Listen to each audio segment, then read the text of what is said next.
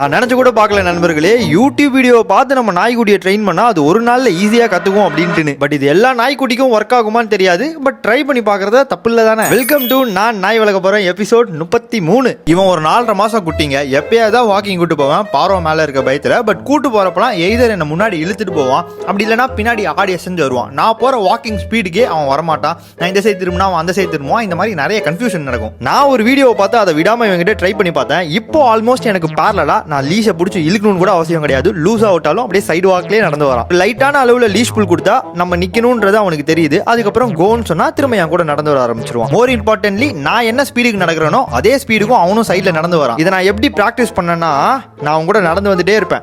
எனக்கு முன்னாடி போனானா அவனை போக விட்டு டப்புன்னு ஸ்டாப் பண்ணிடுவேன். ஸோ 80% அவன் போற புல்லுல இம்பாக்ட் இருக்கும், 20% நான் அப்படியே ஸ்டாப் ஆகுதுல இம்பாக்ட் இருக்கும்.